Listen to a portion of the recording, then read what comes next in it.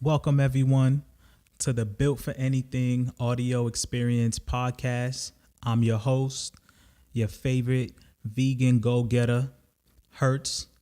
And on this episode, I'm going to talk to you guys about my move to Dallas and what my expectations were leading here in regards to racism and what my mindset is now.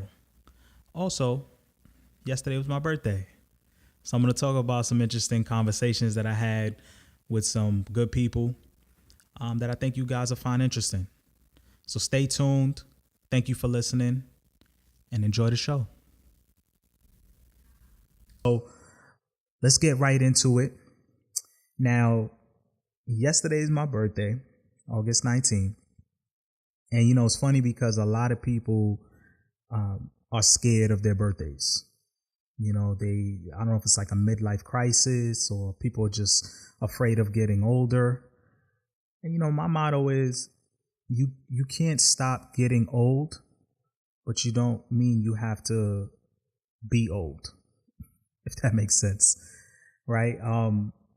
Age, you're going to age, but how you view things, it doesn't have to be a bad thing. And I don't see it as a bad thing.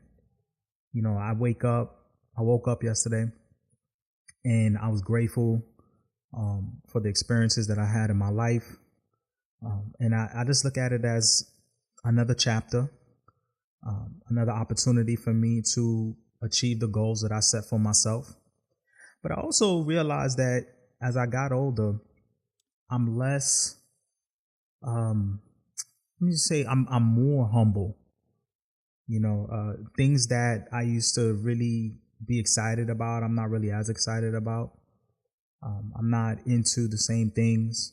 It wasn't about getting wasted. To me, I just appreciate the little things. I appreciate being able to be at a point in my life where I'm just focused on my happiness. I'm focused on doing all the things that interest me, whether that is going for a run, taking pictures out there, going to the art gallery, going to the shooting range. I just look for opportunities for me to just enjoy myself every single day. And even with what I'm doing now, doing podcasts, doing YouTube videos, these things are things that I look forward to.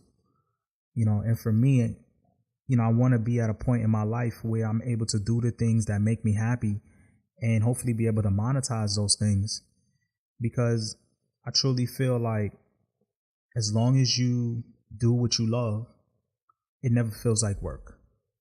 So, that's my perspective when it comes to birthdays. I find other people are more excited about it than I am. And it's not that I'm not excited for life, but I just feel like it's what you do with the life that gives it meaning. It's not enough for it to just be a birthday or a holiday or something like that. Every single day you should be striving and trying to create a life for yourself that is worth living.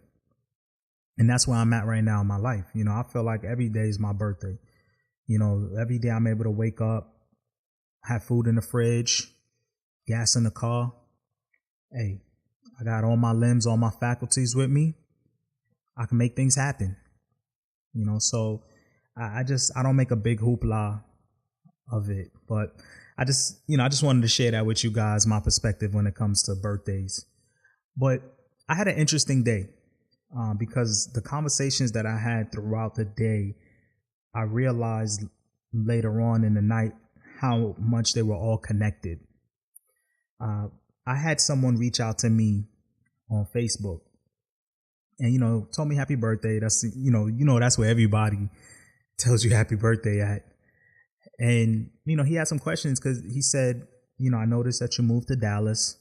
I'm thinking of moving to Texas. He's thinking of moving to Houston. He has his wife, 2 kids. And this is somebody who I knew back in high school. And, he just wanted to know, me coming from New York, what attracted me to here. Just wanted to hear my opinions on it.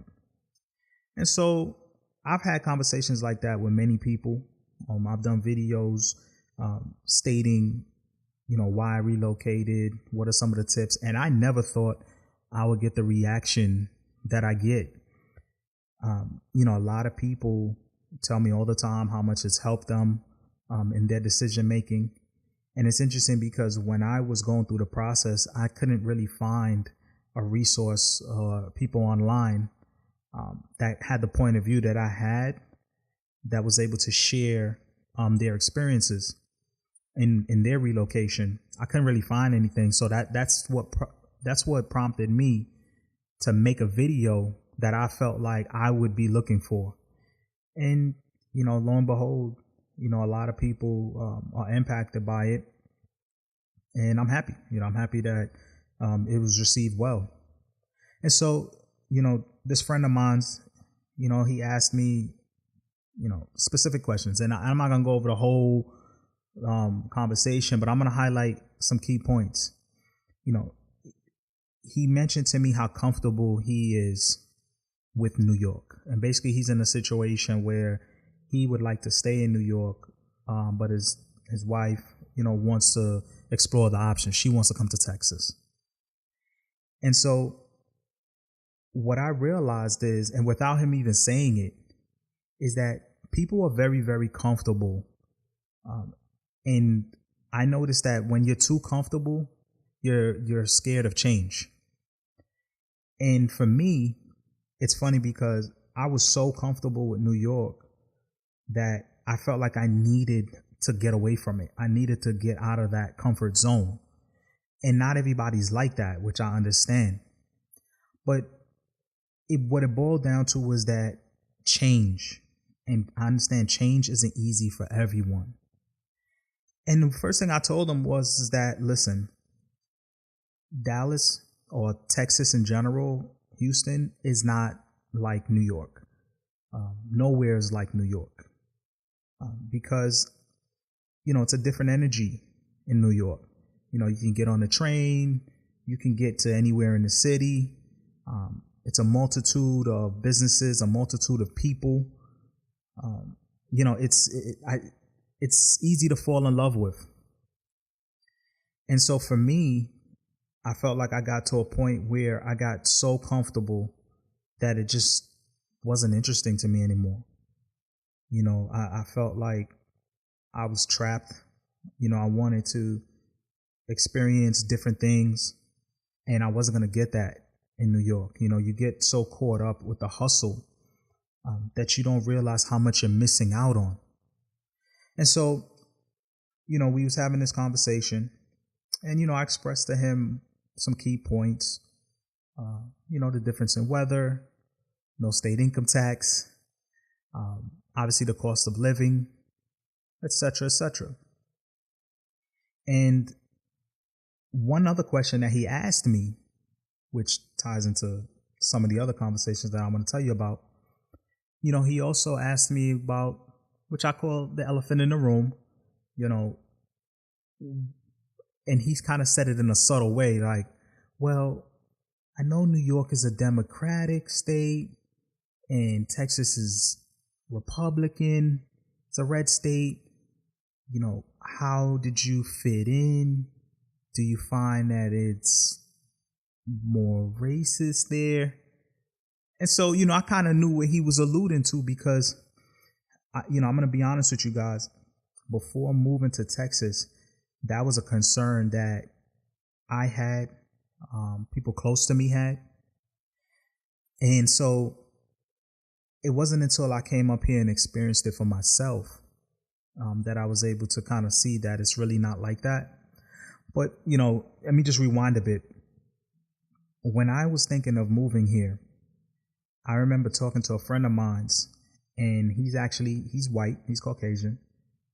And he was actually concerned about me moving here and he had that expectation that the people here would be very racist, and he was nervous about that.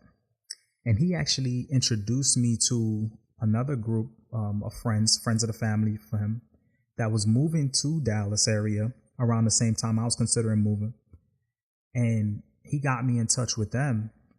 and we had conversations. And now they were very instrumental in assisting me in my move here. For example, I had my vehicle shipped here because I was going to fly. So I needed somebody here to be able to receive the car ahead of me getting here. So that way, by the time I arrive here in Texas, I'd be able to have my car and be able to drive around, because you definitely need a car in order to drive around in Texas. And not only were they cool about receiving the car for me, I had goods, items inside the vehicle. I had to leave money inside the vehicle for the driver. So once he drops it off, they would be able to give it to him. And this was a Caucasian white household. And I only had one conversation with them, and they were willing to assist me.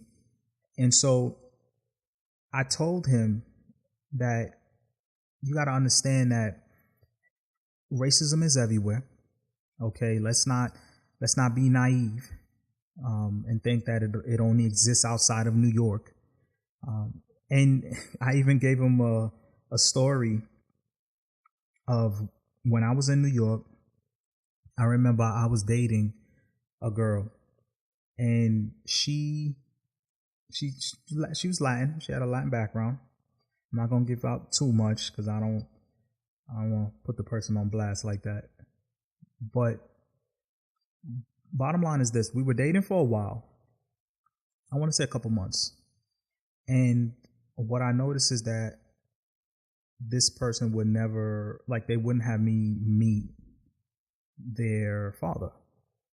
I met the mother, grandmother, other friends, close to her brother. But I never got a chance to meet her father. And this person met my family. And as the relationship kind of went on and on, I started to put things together that I probably was not going to meet her father, more than likely because of my nationality. You see, what people got to understand is that there's different forms of racism, and it doesn't have to be in your face. It doesn't have to be protesting. Some people, they talk about institutional racism. There are people who maybe not to your face, they're not going to say it, but they may, behind your back, keep you from opportunities. And just in general, you don't truly know what's in people's heart. Now, I'm not the type of person that's going to just take one experience and categorize everyone. I think that's irresponsible. We don't truly know what's in somebody's heart. We can only judge people on their actions. And if someone treats me with respect, I treat them with respect. I really don't care what color your skin is, because I've been disrespected by black folks, people who look like me, disrespected by white folks, etc. I've had great experiences with white people. I've had great experiences with black people. I've had great experiences with Chinese people, Japanese. I think we want so much from people that they don't really have to give. Again, I show you respect, you show me respect. Doesn't mean you have to, let me into your house and cook me dinner and, let me sleep in the other room. All of that isn't necessary. But there should be a general respect for each other. And so, we're having this conversation, and I'm explaining to him that actually, quite the contrary, the people here since I've gotten here have been very nice. It's no doubt where I live, at least, it's mostly white people that's around me. Now, again, this is someone who came from New York, who was primarily around African Americans, Caribbean people all my life. So coming here, it is a culture shock, but I've had great experiences. You know, people again have been genuinely nice to me. Again, at least to my face. I don't know what people may say behind my back, but at the end of the day, I don't really care. And what I try to explain to him is that, look, trying to figure out who's racist and who's not is a big task in and of itself. And if that's what you're basing things on, there's a lot of places that you probably shouldn't go to. And you may have to open up your eyes and understand that there's different forms. Now, does this mean that I want to live somewhere where as soon as I walk out my house, you know, you got people in front with signs and they're saying, get out and get out, or they're, you know, scratching up my car, or, you know, yelling obscene things to me? No, like, who wants to live in that type of environment? You know, but to me, that's no different than not wanting to live in an area where you're surrounded by people of color, people that look like you, but you're scared to walk down the street, you know, because there's been shootings, or you're afraid that you might get robbed, or you're afraid that driving around, police is gonna pull you over. Like, at the end of the day, you comfortable or you not. And me being here, I could tell you, you know, that's definitely not the case. But I could understand where somebody don't want to live in that situation. But I think, and you know, for me at least, and for what I get from him, is that the mindset is, you know, you come out here and people are giving you dirty looks.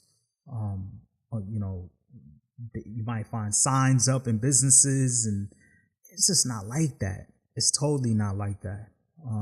Like I said, I don't know if it's a Southern thing, but the people are relatively nice, courteous. Very few times do I walk down the street or walk anywhere and someone doesn't acknowledge me, say hi, give me eye contact. You know, and again, I'm not trying to say that that's any and everybody, but again, I can only judge people by their actions. And so, you know, I told him that I recommend him coming up here, visiting, and that goes for anybody. You know, wherever you plan on living at, you should come and experience it for yourself. Because listen, his experience might be totally different from mine. You know, he might come up here and somebody, you know, treat him a certain way, and then he goes back home and says, you know what, the entire area is that way. So that's usually what happens, right?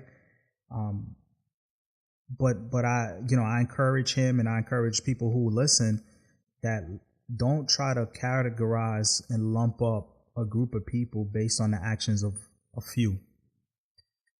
At the end of the day, too, you don't have to care about it. Like, I really don't. I'm at a point in my life where I don't really care what others think. I care about how I see myself. I care about how I carry myself, and I care about being positive, but developing myself as a human being. So it doesn't mean that I don't care about people. I do. But somebody who's racist, or somebody who's mean to me, or something like that, like, that's not gonna change my world. It's just not. And I think for a lot of people, they get really sad about it. And if one person doesn't accept you, it's all white people, or it's all black people. Look, I don't really care. Just be honest with you guys. And I can't, it annoys me that people care so much about what others think. I think you should focus on your life, your goals, your family, and not let the actions of a few, you know, dictate the actions of many. So that was my thoughts on that. And in the end, you know, he's gonna come up here, he's gonna visit, and he'll take it from there and see what his experience is like. So good luck to him. So moving along, I got a phone call from a good friend of mine. You know, the same day, called me, wished me happy birthday. And so, you know, we started talking, And, he was giving me tips about, my podcast and telling me what he likes. And so he wanted to give me credit for doing things on my own. And so he said to me that, I really understand now why you chose to do your own thing, be an entrepreneur, because he sees that, working for someone, he kind of feels like it's a slave mentality. And so, I understand where he's coming from. And so I wanted to elaborate on the podcast. Now, the biggest thing for me is this. I believe that we all have gifts, we all have skills, but we need to be able to develop those skills. And what happens is that we cut ourselves short of acknowledging those skills and developing them a lot of times because we're trying to acquire jobs that we feel is socially accepted, even if it's jobs that you're not really interested in. What do I mean? You have a lot of people that just want to be doctors, just want to be lawyers, politicians, etc., just for status. That's it. They don't really care about the position or the job. They just care about status. They want to be able to have vice president on the back of their name, or president, or CEO. They don't really care about the job in and of itself. And so that's why you see in the United States, America, there is more. I believe it's 70%, maybe even higher, of people who hate their jobs. And I'm gonna tell you guys a quote that I read from Warren Buffett, which is applicable to this. He said, "Look for the job that you would take if you didn't need a job."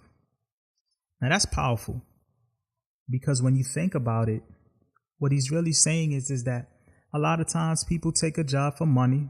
I mean, you do what you got to do. You got to put food on the table. But it's another thing to do a job for free. Think about that. Most people out there would not do what they're doing right now for free. Forget about the money. I'm just saying, like, if you were set, okay, let's say you didn't need money, would you still be doing that job? Most people, the answer is no. And that's the problem. Because when you think about it, a lot of people who are successful today are no smarter than me or you. The difference is that they realized that they needed to develop their skills, develop their talents in order to reach their goals. And what happened is they knew once they achieved their goal that it would open up doors and the money would take care of itself. Because at the end of the day, if you're attractive enough, if you develop yourself enough, you're going to attract the right people. You're going to attract money towards you. You're going to attract, I'm stumbling over my words. You're going to attract the right things around you. Okay, not the other way around. And so, the way I told him was that, look, I'm just at a point in my life, like I said, where I'm more focused on every single day doing the things that I love, that I enjoy, and hopefully that can be my job. Because I truly believe if you're passionate about something and you're willing to do it every single day, you're going to be really, really good at it. You're going to master that thing. And so it's when you start putting money into things, that's when people start to kind of sell their soul, if you want to call it that. And so it was just interesting to have him say that, because it's what I truly, truly believe at this point in my life, that there's a lot of people who have skills that they should be focusing on developing, even if it's on the side, so that way you can break away from, the common theory of, go to school, go, get a job, end up 65, 68 years old, retire, and, hopefully live the rest of your life. There's more to life than that. It's create a life that you don't need to escape from. A lot of people, including myself, used to look forward to Fridays, look forward to weekends, holidays, and things like that. It just goes to show you that we spent most of our times running away from our jobs. It's a lot of us, and so being able to go after your goals. And again, I'm not advocating that people just simply, drop what you're doing and just go out there and start this business. Actually, well, I am, but I'm saying you want to do it the right way. You want to do it the small way. But just understand that you do have a time limit. There is an expiration date on your goals. Okay, it's not going to always be there. You're not going to always have the opportunity. So you have to know where you at in your life. You have to do an inventory to see, is this the right time for me to do that?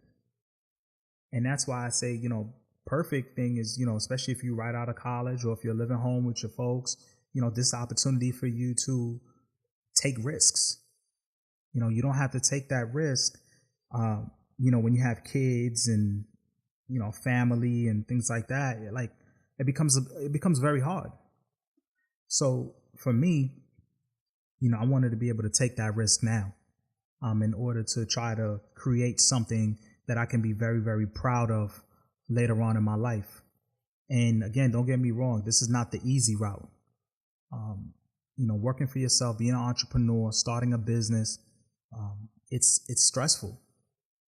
But at the same time, it's worth it. It's really, really worth it, to see something that you envision come to life. It's just, there's no feeling like it. And so, moving on from that conversation, I was sitting at the bar, getting something to drink, and I was having a conversation with the bartender and someone else who was having a drink as well. And obviously people could tell by my accent and the way I kind of carry myself. I guess they kind of know that he's not from around here. I think they call it that New York swag. But they saw that I just relocated from here. I mentioned that to them. And so we started having conversations. They started giving me tips on places that I should visit in Dallas. And, we just was having a good dialogue. And one of the person asked me, this was what was funny about it. He said, I know you came from New York and it's primarily Democrats. And I know, this is a red state. But then he starts telling me that, most people, here voted Democrat. It's just, with the electoral college, Trump got more electoral votes. And, he starts telling me that, there's actually an anti-white nationalist rally that's supposed to be going on downtown in Dallas.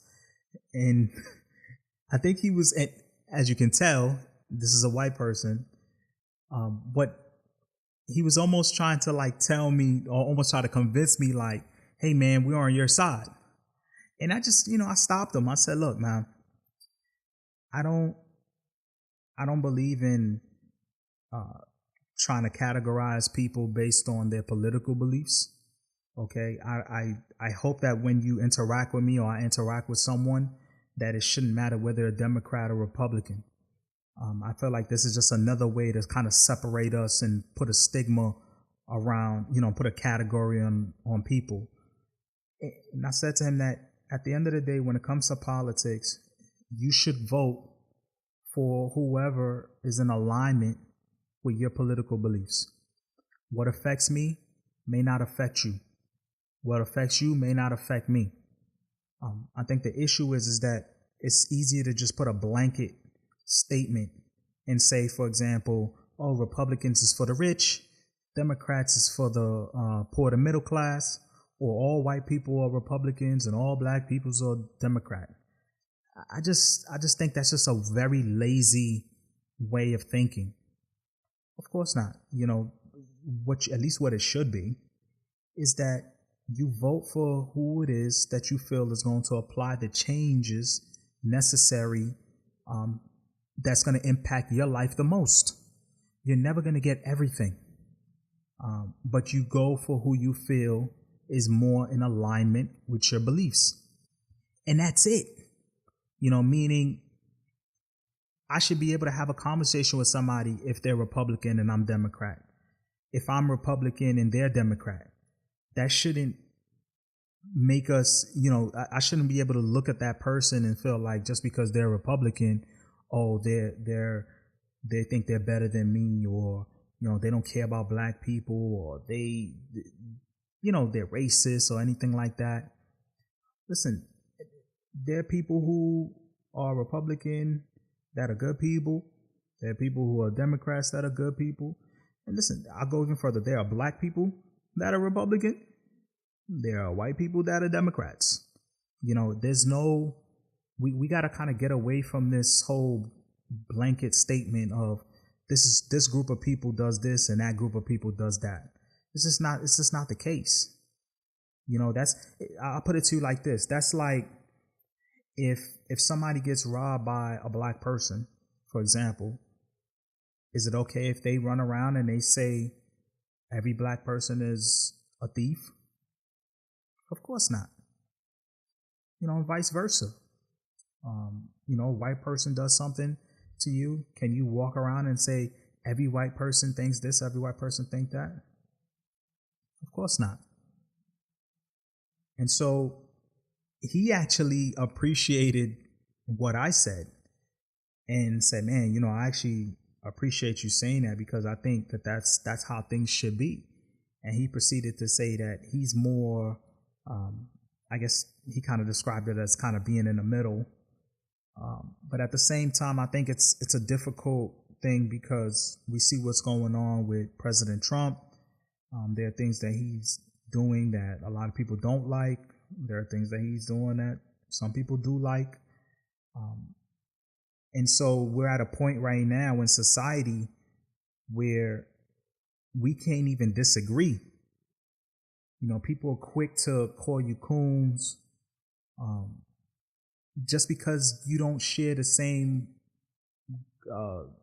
ideas as them. And that's what's sad.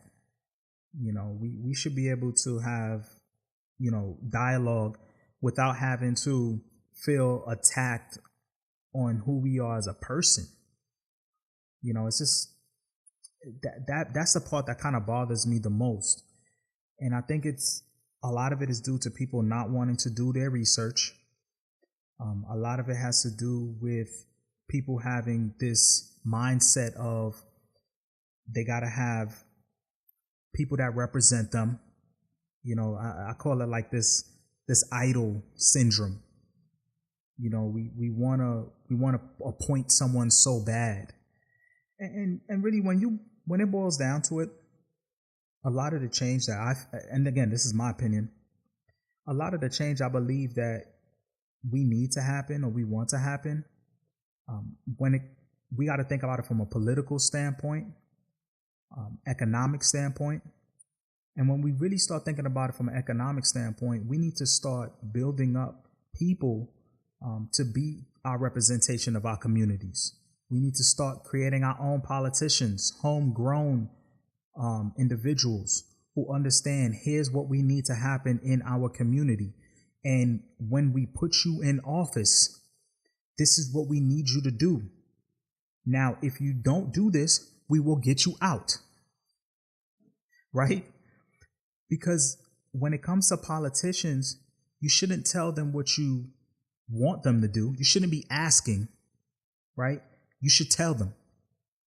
Okay, there's a difference between asking and telling. If I ask you for a glass of water, you have an option to say yes or no. If I tell you get me a glass of water, it's not a yes or no. There's a difference. And so what happens is that I think these people get into office and we're asking them and we're hoping and we're wishing and we're praying that they do the right things. No, we need to be able to hold them accountable. Okay. And we need to have a streak of doing that where we say you either do the things that you said you were going to do or you will be removed. Okay. Because it should be for the people, of the people. Right. And so I think our mindset is different where we don't attack it from that angle. We don't attack it from, again, wanting to develop our own infrastructure, wanting to develop our own police departments and, just the things that we want to govern us, the laws should be in agreement with what it is that we believe in. There shouldn't be laws imposed on us, on you, that you just completely don't want. Because at the end of the day, you have the right to vote. You have the right to appoint these people. You have the right to, if you don't like things, create petitions and really try to change it from the inside out, as opposed to the outside in. It's just not gonna work. At least this is my experience. This is what I'm seeing happening. And, I try to encourage a lot of brothers. I try to encourage a lot of people to understand that listen, we have to start thinking from a more strategic standpoint. And even as a vegan, I know a lot of people want to be able to protest and rally. And again, I have nothing against the people that are on the front lines.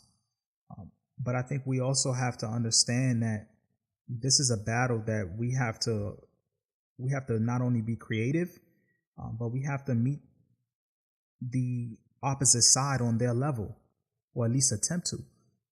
What do I mean?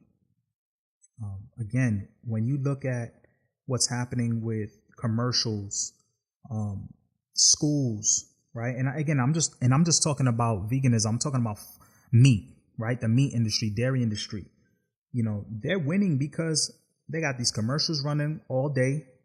They have their products in every single store. They make it feel normal for people to eat that way, even if it's making them sick. So what you have to do is you have to try to reach as many people on that level. You have to use platforms like a YouTube. You have to use platforms like social media, podcasts, for example, because if you don't have billions of dollars to invest in marketing, you have to find other creative ways. But some people think it's as simple as just, getting outside and just telling people, hey, you shouldn't do this, you shouldn't do that. The problem is that a lot of people look at people who protest negatively because they feel like, is there no other way for you to get your message? I know back in the day, protesting was a very big thing. Now, with technology and the way things are, we have to kind of grow from that. We have to understand that when you're in war, you really do have to fight fire with fire. And marching around asking for things to happen, I just don't see it working. I remember a guy, his name is Gary Yourofsky. Now he's a prominent figure in the vegan community. Him personally probably converted a lot of people to veganism. This is a guy who traveled around the world. He's actually banned from certain parts of the world because of his message. He spoke very passionately, did a lot of speeches and presentations to schools and just large groups of people.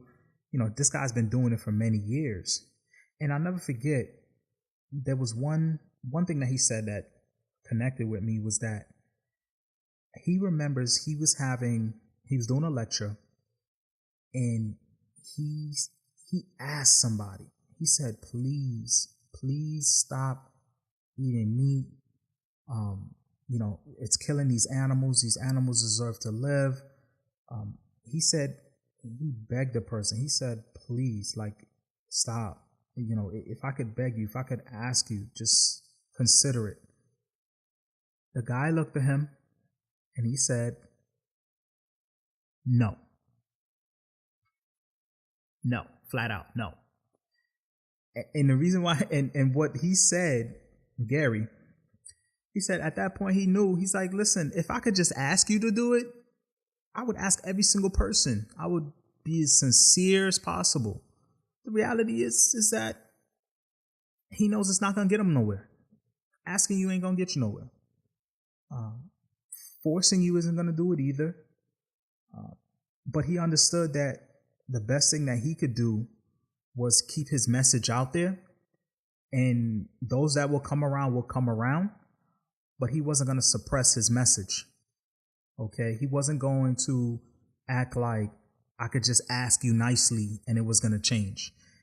And now, comparing it to what's going on today with a lot of the disagreements and, when we talk about race, and if you truly want change, it has to be strongly opposed. Okay? Period. You're not going to be able to just ask nicely for the things that you want. Now, I'm not saying, go out there and just, destroy your communities and things. That all that is counterproductive. But what I am saying is that be diligent and understand where you are in the game and understand how you can get to a level playing field. And so what I mean is understand where you are economically as opposed to others. A lot of people want to just invest in real estate, right? But to me, even that is just small thinking. Not just invest in that, just, invest in companies. Because at the end of the day, a lot of these big companies own these properties anyway. They've already bought this land. So having one house or two houses isn't going to change anything. At the end of the day, you got to start understanding what tools you have and what it is that you can truly create. Like I said before, there are people who are very, very successful today. I talked about YouTube and how there's a lot of information that you can gain today just at the tip of your fingers. There's no reason why we should just reduce ourselves to one form of thinking. We should definitely expand. So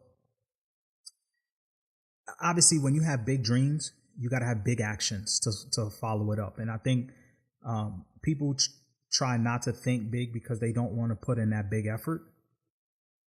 But that's what's necessary at the end of the day. I mean, if you really want to change, if you really want big change, you got to be able to put massive action behind it, because that's the only way it's going to happen.